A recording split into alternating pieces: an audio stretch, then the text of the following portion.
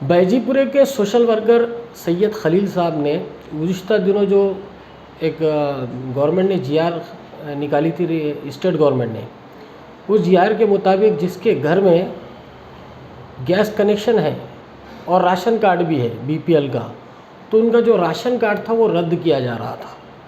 सैयद खलील साहब ने ये कोशिश की कि गवर्नमेंट ने उज्ज्वला स्कीम के तहत हर गरीब को है तो गैस का चूल्हा मुफ्त दिया है।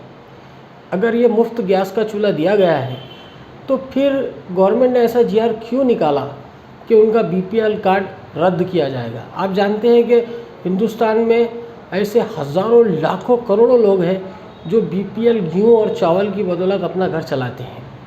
अगर उन्हें गवर्नमेंट एक तरफ से चूल्हा देती है, गैस सिलेंडर देती है और दूसरे तरफ से उनका अनाज बंद कर देती है, तो भला उस गैस पे वो पकाएंगे क्या। हमारे साथ खलील साहब है जिन्होंने कामयाब नुमाइंदगी की। बहुत सी जमातों ने इसमें मेमोरेंडम दिया, लेकिन खलील साहब ने इस इशू को छोड़ा नहीं। बैजीपुरे के सोशल वर्कर भी है ये, और शहर में बहुत मारूफ है, काम करते रहते हैं कंटिन्यू। आइए उनसे बात कराते हैं। अभी बीच में 2021 में महाराष्ट्र गवर्नमेंट ने बोगस राशन कार्ड की स्कीम लगाई थी चेक करने के वास्ते। उसके अंदर फॉर्म के अंदर ये लिखा हुआ था कि आपके पास बीपीएल राशन कार्ड होगा और उसको गैस अटैच है उसको, तो उसका राशन कार्ड रद्द हो जाएगा। इसके बारे में मैंने ज़िला पुरवठा अधिकारी को और माननीय भुजबल साहब मंत्री को, सचिव को लेटरबाजी किया हूँ। और उसके बाद मैंने पब्लिक का ये बहुत बड़ा नुकसान होने वाला था कि हर गरीब के घर में, मांगने वाले घर में गैस सिलेंडर है, जबकि मोदी सरकार ने खुद उज्ज्वला गैस बोल के सबको गैस दी। महाराष्ट्र गवर्नमेंट ने 2019 में चूल्हा मुक्त गैस उन्होंने दिए। फिर उन्होंने इतनी बड़ी गलती ये करे थे उसके अंदर कि आपके घर में गैस सिलेंडर है और आपके नाम पे अगर मौजूद होगा तो आपका बीपीएल राशन कार्ड कैंसिल होगा। इसके बारे में मैंने पेपरबाजी करते हुए हाई कोर्ट के अंदर रिट पिटीशन दाखिल करा। उसमें जज साहब ने भी सजेशन अच्छे दिए। 31 को उनकी हियरिंग थी, तो उन्होंने 1 तारीख को उनका जो जीआर निकाले थे उन्होंने रद्द कर दिए। आदाब अर्ज़ है, मैं हूँ ज़मीर अहमद खादरी। आप देख रहे हैं रहबर A4U टीवी। इनसाइड स्टोरी में आज हम बात करेंगे कोरोना की। कोरोना और लॉकडाउन एक ऐसा रिश्ता जो कभी ना टूटने वाला ऐसा लग रहा है। ये रिश्ता क्या कहलाता है, आपने एक सीरियल देखा होगा। उस सीरियल में रिश्तों को एक दूसरे से अलग अलग होते बताया जाता है, जबकि कोरोना का रिश्ता लॉकडाउन से कुछ ऐसा लगता है कि ना टूटने वाला रिश्ता है।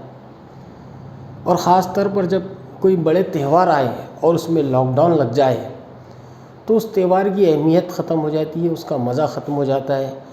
लोग रमज़ान के लिए 1 साल तक इंतज़ार करते हैं।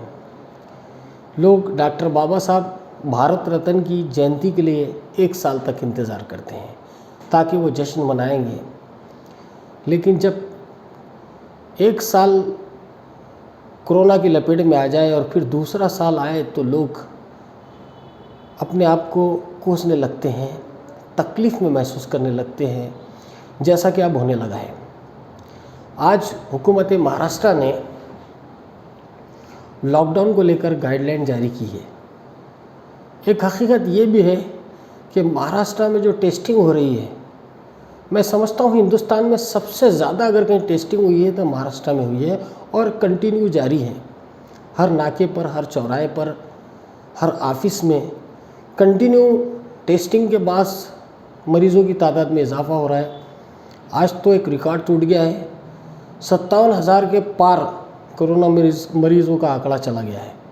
ये अपने आप में एक रिकॉर्ड है, शायद इससे पहले कभी आपने देखा नहीं होगा कि इतना बड़ा फिगर। तो पिछले साल जब कोरोना एक ऐसा मर्ज बन के मीडिया ने सामने लाया था, गोया ऐसा महसूस होने लगा था कि बाहर निकले तो जिस तरह गोली मारकर आपकी मौत होगी, उसी तरह कोरोना के लपेट में आप मर जाएंगे। एक खौफ का माहौल था और इस कदर खौफ था जिसकी कोई लिमिट नहीं थी। लेकिन वक्त के साथ साथ लोगों का खौफ ख़त्म हो गया। अब दोबारा ये खौफ तारी होने लगा है। एक तरफ हुकूमत ने वैक्सीन के लिए जश्न मनाया, सेंट्रल गवर्नमेंट ने बड़ा जोश व खरोश बताया, फला स्टेट में इतनी वैक्सीन हो गई है, फला जगह पे लोगों को सुकून मिल रहा है। अब रिएक्शन में आने लगे हैं। अब औरंगाबाद ही लीजिए, यहाँ पर 2-3 बड़े अफसरान जो सेकंड डोज लेने के बाद भी वैक्सीन का कोरोना की लपेट में आ गए। आज तो हमारे औरंगाबाद म्यूनसिपल कॉरपोरेशन के एडमिनिस्ट्रेटर आस्तिक कुमार पांडे दूसरी मर्तबा कोरोना की लपेट में आए, जबकि उन्होंने 2 मर्तबा है तो 2 डोज कंटिन्यू लिए हैं। अब सवाल ये उठता है कि अगर डोज लेने के बाद भी कोरोना हो रहा है तो इस डोज की अहमियत क्या है, ये लोग सोचने लगे हैं।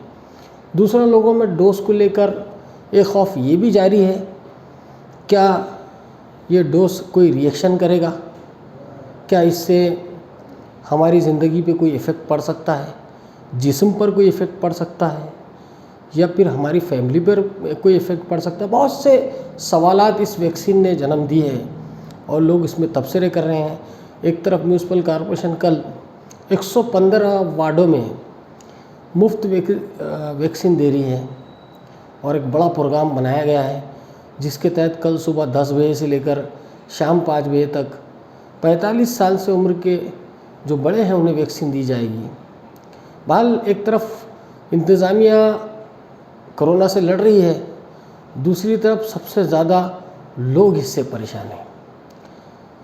अब मुस्लिम इलाक़ों की गलियों में ये ख़यासारियाँ जारी है कि जिस तरह रमज़ान नज़दीक आ रहा है, 14 अप्रैल के आसपास शायद रमज़ान का आगाज़ होने वाला है, और रमज़ान के आगाज़ से लेकर 30 अप्रैल तक तो अब हुकूमत ने ही रात का कर्फ्यू नाफिज कर दिया है, दिन में 144 लगा दिया है। तो बहरहाल रमज़ान की जो रौनक़ें होती है वो रात के वक्त होती है। दिन में रमज़ान में बहुत ज़्यादा रौनक दिखाई नहीं देती है, रौनक होती है रात की। लेकिन अगर बाज़ार ही 8 बजे बंद हो जाएगा, होटलें ही 8 बजे बंद हो जाएगी, या फिर तरावी के लिए वक्त मुयस्सर ना होगा, तो एक दुश्वारी पैदा होने वाली है।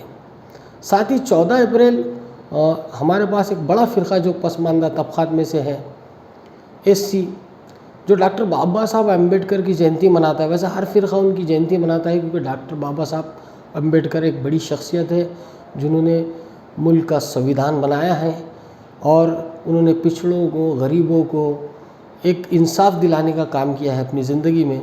तो उनकी यौम पैदाइश को बहुत से लोग एक बड़ा त्यौहार के तौर पर मनाते हैं।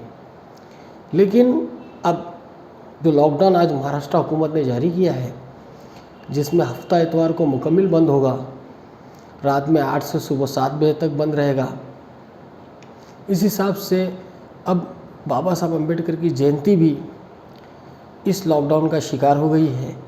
इससे पहले भी गुज़िश्ता साल भी ऐसी ही हालत थे कि रमज़ान और बाबा साहब अम्बेडकर की जयंती दोनों भी इसका शिकार हुई थी, और बहुत से त्यौहार इसका शिकार हुए थे। लेकिन वक्त के साथ साथ दिवाली भी मनाई गई, उस वक्त तक लॉकडाउन ख़त्म हो गया था। अभी होली भी मनाई गई, कुछ त्यौहार बीच में मनाए गए, लेकिन फिर बाद में जैसे ही ये 2 बड़े त्यौहार सामने आ रहे थे तो अचानक कोरोना का भूत वापस से मार्केट में आ गया, और ये भूत ने तो फिर रमज़ान को अपना टारगेट कर दिया और डॉक्टर बाबा साहब अम्बेडकर की जयंती को इसका टारगेट कर दिया।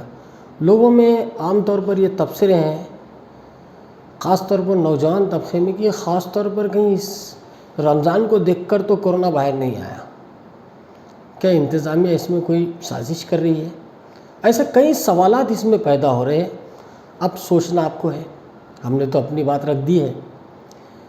एक हकीकत है कि हमने कुछ सियासी लीडरों से इस सिलसिले में रब्ता भी क़ायम करने की कोशिश की और बात भी की है। अमित भुईगढ़ से हमने ख़ास तौर पर फ़ोन पर इस सिलसिले में बात की कि आपको लगता है कि एक साजिश है या कोरोना है? इस बीमारी को लेकर बहुत से डॉक्टरों ने तो सोशल मीडिया पे बड़े बड़े दावे किए हैं। दूसरी तरफ हमको ये भी लग रहा है कि लोगों की अमवात भी हो रही है, अचानक मरने का फिगर भी बड़ा आ रहा है, शहर में भी अमवात ज़्यादा हो रही है। आखिर न किसी को ये बात समझ आई है आज तक कि इसमें हकीकत क्या है। बहरहाल कुछ भी हकीकत हो, नुकसान तो आम इंसान का होता है, नुकसान तो गरीबों का होता है, नुकसान तो मुफलिसों का होता है। अगर कोरोना में लोग लॉकडाउन से काम होना ही है तो इंतज़ामिया से लोगों ने ये भी अपील की है कि सरकारी मुलाजमीन जिनको तनख्वाह मुफ्त दी जा रही है, लॉकडाउन में उनकी भी तनख्वाह काट दी जाए और ये तनख्वाह उन गरीबों में और मुफलिसों में बांटी जाए, ताकि उन्हें भी एहसास हो कि लॉकडाउन में कितनी तकलीफ़ होती है।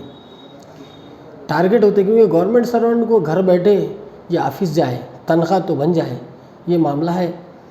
बहरहाल एक बात और भी बता दूं कि इस 2 सालों के तो हमारे स्कूलों के तलबा भी बड़े खुशकिस्मत हैं, और ख़ास तौर पर एजुकेशन डिपार्टमेंट से उस्ताद, टीचर्स, इंतज़ामिया, जो सरकारी स्कूल है उन्हें बहुत खुशी हो रही है, क्योंकि हुकूमत महाराष्ट्र ने 1ली से 8वीं के तलबा को तक के बच्चे बग़ैर एग्ज़ाम के पास हो जाएंगे। अगर 3 साल तक कोरोना चला तो 10वीं तक भी वो पास होने के चांसेस है। तो बहरहाल गोया ऐसा लगने लगा है कि अब स्कूलों को भी ज़रूरत नहीं है, कोरोना ने अपने घर से ही तालीम शुरू कर दी है। अब तो मुझे ऐसा लगता है कि आगे चल के अगर ये बीमारी मुसलसल इस तरह ही चलती रही तो हम घर में भी स्कूल खोल सकते हैं, बैठे बैठे ऑनलाइन तालीम होगी, बच्चे पास हो जाएंगे। तो इन स्कूलों की ज़रूरत नहीं है, इतने टीचरों की भी ज़रूरत नहीं है, कोई भी टीचर अपने घर पे कर सकता है। ऐसे कई बात लोग सोच रहे हैं, और सोचने वाली बात भी है कि 1 साल तक हमने टीचरों को तनख्वाह क्यों दी, क्योंकि जो प्राइवेट स्कूल है वहाँ पर टीचरों को कुछ नहीं मिला, क्योंकि लोगों ने उसमें पैसे नहीं दिए, लोगों ने फ़ीस नहीं दी। जब बच्चा स्कूल नहीं जाएगा तो फ़ीस नहीं देंगे, और बहुत से इदारे ऐसे भी हैं जिन्होंने स्कूल ना होते भी फ़ीस वसूल किए, किसी न किसी ज़रिए से, तो असातिज़ा को तनख्वाह देने के घर से हो या सोसाइटी को फ़ायदा पहुंचाने के घर से हो, सरपरस्तों को टेंशन दिया और फ़ीस वसूल की। खैर, हम इस तरह के इशू पर और भी बात करते रहेंगे, लेकिन आज का हमारा जो टॉपिक था कि रमज़ान मुबारक की आमद है, हम उसका इस्तकबाल करने के लिए तमाम दुनिया के मुसलमान बेचैन हैं। वहीं कोरोना ने हमारी खुशियों पर और ख़ास तौर पर डॉक्टर बाबा साहब अम्बेडकर की जयंती पर फिर एक मर्तबा पोटली से सुनूंगा, कोरोना ने, इस मर्ज़ ने अगर सबसे ज़्यादा नुकसान किसी को पहुंचाया तो हम लोगों को, और इस मर्तबा स्कूलों को, तलबा को, बच्चों को, सरपरस्तों को, और ख़ास तौर पर 2 बड़े त्योहारों को टारगेट किया है, जिसमें माह रमज़ान और डॉक्टर बाबा साहब अम्बेडकर की जयंती है, और उसके बाद होने वाले त्यौहार भी शामिल हैं। मैं हूँ ज़मीर अहमद क़ादरी, फिर मुलाकात होगी एक नए मौजू के साथ। खुदा हाफिज़, जय हिंद।